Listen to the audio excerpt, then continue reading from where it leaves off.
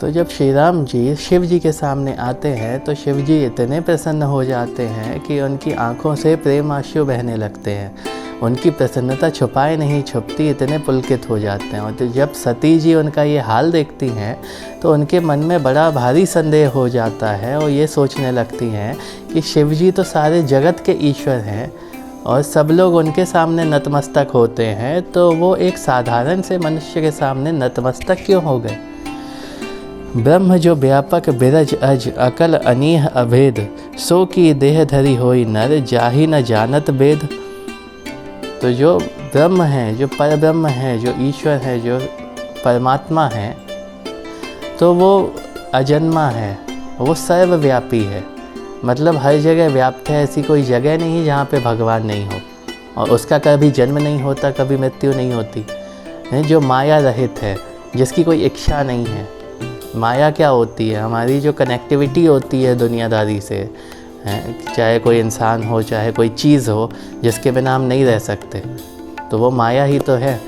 तो जो भगवान माया रहित है, जिसने खुद ही माया बनाई है और जिसका भेद वेद भी नहीं जान सकते, मतलब इतने जटिल है भगवान की वेदों का जो सारा ज्ञान है वो मिलाकर भी भगवान की प्रशंसा नहीं कर सकता, भगवान के बारे में बता नहीं सकता। तो ऐसे सर्वव्यापक भगवान, ऐसे भेद रहित भगवान, ऐसे माया रहित भगवान क्या मनुष्य देह धारण कर सकते हैं? ये बहुत बड़ा संदेह उनके मन में हुआ। विष्णु जो सुरहित नर तनुधारी, सोई सर्वज्ञ जथा ते पुरारी, खोजई सो की अज्ञ एव नारी, ज्ञान धाम श्रीपति असुरारी। तो सती जी ये बात जानती थी कि महादेव की ही भांति विष्णु जी भी भगवान है, सर्वव्यापी हैं, सर्वज्ञ हैं, सब कुछ जानते हैं और समय समय पर देवताओं की रक्षा करने के लिए अवतार लेते रहते हैं। तो सती जी ये सोचने लगी। अब उस टाइम पे क्या था कि श्री राम के पहले के जितने भी विष्णु जी के अवतार थे वो तो प्रचलित ही थे। जैसे उन्होंने वामन अवतार लिया, वराह अवतार लिया, नरसिंह अवतार लिया, मत्स्य अवतार लिया, तो सब जानते थे कि जब भी ज़रूरत पड़ती है देवताओं को तो विष्णु जी अवतार लेते हैं। तो सती जी ये सोच रही हैं अब कि लक्ष्मी जी के जो पति हैं विष्णु जी, और जो सर्वज्ञ हैं महादेव की भांति, जो सब कुछ जानते हैं, कुछ नहीं ऐसा है जो उनसे छुपा नहीं है, तो वो क्या इतने अज्ञानी हो सकते हैं कि एक नारी के पीछे ऐसे दुखी होके फिर रहे हैं? तो ये जो बुद्धि है ना, ये जो सोच है, ये सोच सती की नहीं है, ये सोच है ये आम आदमी की।